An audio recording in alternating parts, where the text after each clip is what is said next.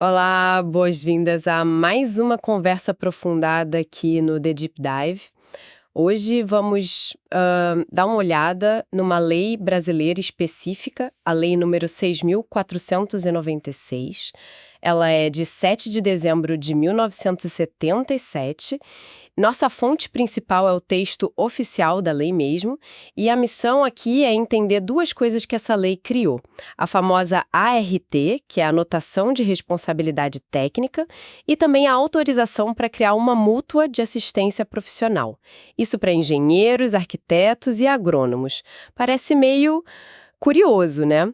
Como é que uma única lei estabelece uma obrigação formal, tipo a ART, e ao mesmo tempo pensa numa rede de apoio como a mútua? Vamos tentar desdobrar isso aqui. Oi, é uma ótima pergunta para a gente começar assim. Olha, o contexto ali em 77 era muito de buscar mais formalização, mais segurança em áreas técnicas que têm um impacto grande na sociedade, né?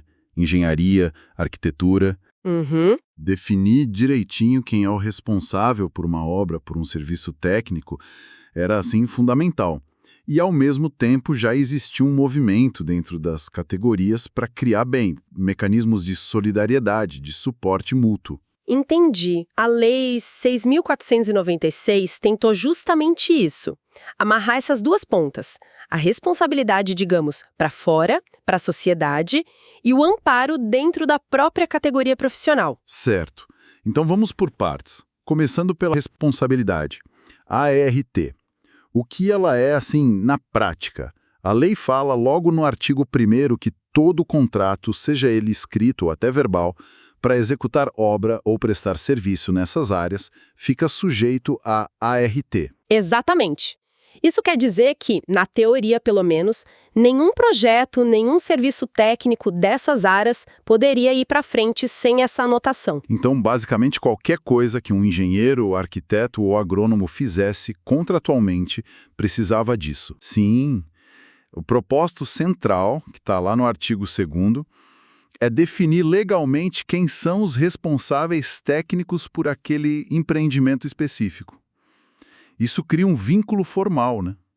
Fica registrado. Então é mais do que só um papel, uma burocracia.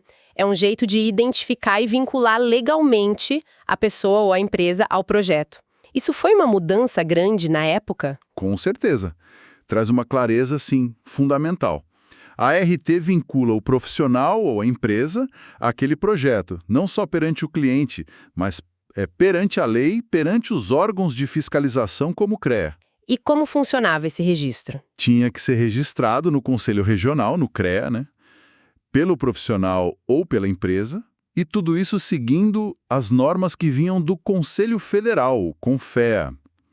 Era a formalização da responsabilidade técnica mesmo. E claro, imagino que tinha um custo associado. Como isso era definido? Sim, a ART não era de graça, tinha uma taxa. O artigo 2º, no parágrafo 2º, diz que o CONFEA é quem fixava os critérios e os valores dessa taxa. Ok. Mas tem um detalhe interessante aí. Precisava de uma aprovação ad referendum do ministro do Trabalho. Ad referendum. O que significa isso exatamente? Quer dizer que o CONFEA definia, mas a decisão só valia plenamente depois que o ministro do Trabalho desse o aval, mesmo que fosse a posteriori. Era um sinal, assim, do controle do Estado sobre as profissões naquela época, né? Entendi. Uma espécie de carimbo final do governo. E se alguém resolvesse, sei lá, não fazer a ART, ignorar essa obrigação, quais eram as consequências? O artigo 3º cuidava disso. Se não tivesse a ART, o profissional ou empresa ficava sujeito a multa. Essa multa era baseada numa outra lei, a 5.194 de 66, que regulamentava as profissões, e podiam vir outras sanções legais também. Então tinha um peso. Tinha. Era a forma de garantir que o sistema funcionasse, que houvesse essa adesão à formalização da responsabilidade. Ok. Acho que ficou bem clara a importância da ART para a questão da segurança, da responsabilização. Garante que tem um nome, um registro, por trás de cada projeto nessas áreas. Mas, como a gente falou no início, a lei foi além. O artigo 4º autoriza o CONFEA a criar uma tal de mútua de assistência profissional. Que bicho é isso?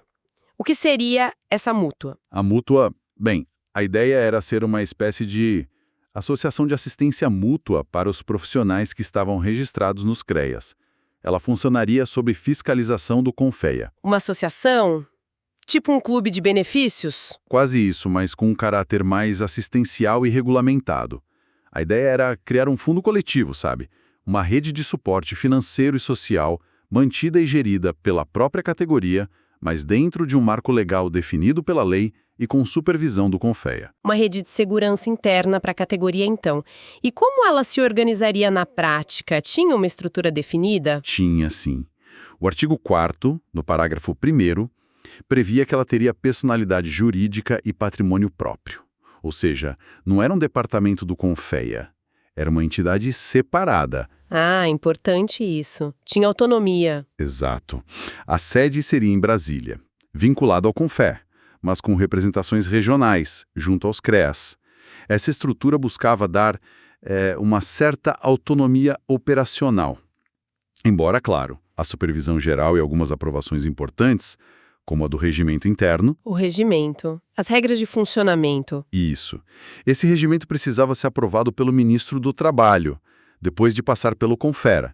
Então mostra que, apesar da autonomia, o controle externo ainda era presente, né? Entendi. E quem é que comandava essa mútua no dia a dia? Quem tomava as decisões? A lei previa uma diretoria executiva com 5 membros. Isso está no artigo 5º.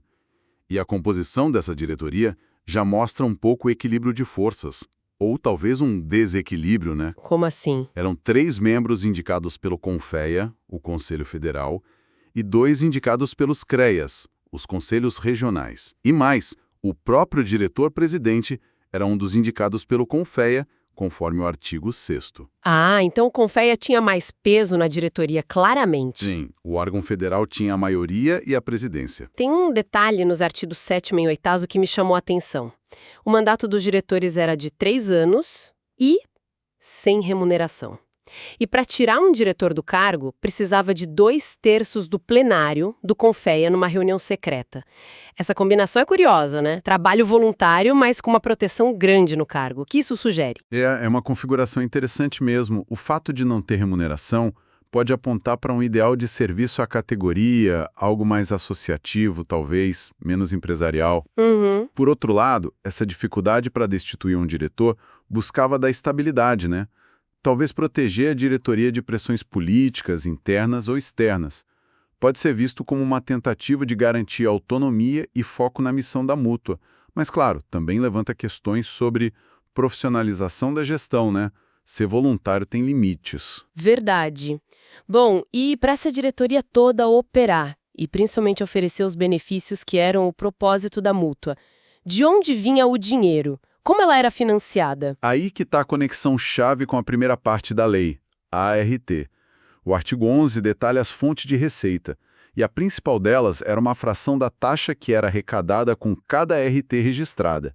Especificamente, 1/5, 20%. Ah, então parte do dinheiro pago obrigatoriamente pela ART ia direto para financiar essa rede de apoio mútuo. Exatamente isso. A obrigação de registrar a responsabilidade técnica ajudava a financiar, digamos, a solidariedade interna da categoria. É uma engenharia financeira bem pensada para a época. Interessante. Então, a responsabilidade compulsória alimentava, de certa forma, um apoio que era mais voluntário. Perfeito. Além dessa fatia da ART, a mútua também podia contar com uma contribuição adicional, essa sim voluntária, dos próprios profissionais que quisessem se associar. E também podia receber doações, legados e, claro, os rendimentos do seu próprio patrimônio. Falando em patrimônio, como esse dinheiro podia se aplicar? Tinha alguma regra? Não podia ser investindo em qualquer coisa, imagino. Não. O artigo 10 era bem específico nisso e mostrava uma orientação bem conservadora para a época. Os recursos deviam ser aplicados principalmente em títulos públicos, federais ou estaduais, ou em cadernetas de poupança, que na época tinham a garantia do BNH, o Banco Nacional da Habitação. Certo. Renda fixa, basicamente. Exato. Podia investir em imóveis também, mas tinha uma trava importante. Para comprar ou vender imóvel, precisava de autorização prévia do ministro do Trabalho. Isso está no parágrafo único do artigo 10. De novo, o ministro do Trabalho. Reforça mesmo esse controle externo e uma gestão de baixo risco para o dinheiro da mútua, né? Sem dúvida. O foco era preservar o capital e ter liquidez para pagar os benefícios. Ok, entendemos a estrutura, a gestão, o financiamento. Agora, a parte que realmente importa para o profissional que contribuía. O que ele ganhava com isso? Quais eram os benefícios concretos que essa mútua oferecia? Bem, o artigo 12 que detalha isso. É o coração da proposta da mútua, né? Ela podia oferecer uma série de auxílios, mas um ponto super importante e que talvez surpreenda um pouco hoje, muitos desses benefícios eram reembolsáveis. Reembolsáveis? Como assim reembolsáveis? Tinha que devolver o dinheiro? Exatamente. Por exemplo, a mútua podia dar auxílios financeiros temporários para quem comprovasse necessidade, tipo por falta de trabalho ou alguma invalidez ocasional. Mas esses auxílios eram como um empréstimo, sabe? Eram reembolsáveis e tinham um limite. Não podiam passar de 12 meses. Isso está no item 1 e no parágrafo 4º do artigo 12. Nossa, bem diferente de um benefício social que a gente pensa hoje. Pois é. Tinha também bolsas de estudo para filhos de associados ou para candidatos carentes às profissões. Mas, de novo, a regra era devolver o valor depois de formado com juros e correção monetária. Está lá no item I3 e parágrafo 5º. Juros e correção. Caramba! Sim. E até assistência médica hospitalar dentária também era prevista como reembolsável, pelo menos em parte. Item IV.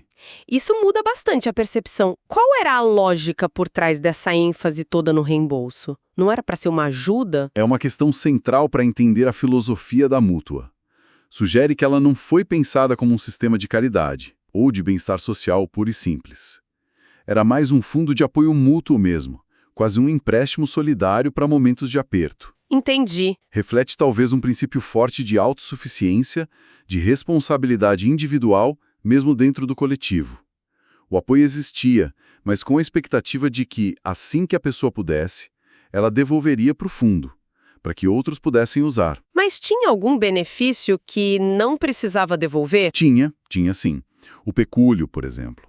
Era um valor pago em caso de falecimento do associado para o cônjuge ou filhos menores. Esse era proporcional às contribuições que a pessoa fez em vida. Isso está no item 2. E tinha também o auxílio funeral, item 6. Esses não eram reembolsáveis. Ah, bom. Uma mistura, então. E a lei previa outras coisas? Previa facilitar a compra de equipamentos, de livros técnicos, que é o item 5. E alguns parágrafos do artigo 12 abriam portas para outras coisas, tipo financiar planos de férias no país, fazer seguros coletivos, ter serviços de colocação profissional, até ajuda farmacêutica, essa também reembolsável. Era um leque até variado. Certo. E para receber esses auxílios, não era só chegar e pedir, imagino. Tinha condições. Várias. Primeiro, claro, dependia da disponibilidade financeira da mútua. Não dava para prometer o que não podia pagar. Os benefícios também eram proporcionais às necessidades comprovadas. E no caso do pecúlio, as contribuições que a pessoa fez, como eu disse. E tinha carência? Tinha. 1 ano de carência depois da primeira contribuição para poder ter direito aos benefícios. Isso está no parágrafo 2º do artigo 11. E os valores? Eram altos? Tinha um teto. Os valores máximos dos benefícios eram definidos pelo CONFEA, mas tinha um limite geral. Não podiam ser maiores do que os benefícios equivalentes pagos pelo INPS na época. Parágrafo 3º do artigo 12. O INPS? O antigo INSS, né? O Instituto Nacional de Previdência Social. Esse teto ligado ao INPS limitava muito na prática. Deveria limitar, né? Provavelmente sim, especialmente para profissionais que tinham uma renda mais alta. Usar o parâmetro do sistema público geral mantinha os benefícios da mútua num patamar mais modesto, digamos. Reforça a ideia de auxílio emergencial, de apoio pontual, não de uma substituição de renda ou um seguro muito robusto. Faz sentido. E quem é que podia se associar? Era automático para quem tinha CREA? Não era automático. Era preciso se inscrever e pagar a primeira contribuição adicional, aquela voluntária que mencionei. Isso está no parágrafo 1º do artigo 11. Era uma escolha ativa do profissional participar e contribuir para ter acesso aos benefícios da mútua. A taxa da RT é obrigatória, mas a contribuição para a mútua não. Entendi a diferença. E um detalhe interessante. O artigo 19 permitia que até os empregados do próprio CONFEA, dos CREAS e da mútua também pudessem se inscrever e se associar. Benefícios. Como é que se garantia que tudo funcionava direitinho? Quem fiscalizava a mútua para valer? A lei criou mecanismos bem claros para isso. O Confe era o grande supervisor, o guardião. O artigo 13 detalha isso. Ele fiscalizava as contas, aprovava o orçamento, elaborava o regimento e indicava o presidente. Tinha um papel central. E os CREAs? Os CREAs tinham um papel mais operacional, segundo o artigo 14. Eles recolhiam e repassavam as contribuições voluntárias e aquela fração da taxa da ART para a mútua. E também indicavam aqueles 2 diretores para a diretoria executiva. Certo. E se desse problema? Se houvesse irregularidade, má gestão, o que acontecia? Havia salvaguardas previstas. O artigo 15 falava em intervenção.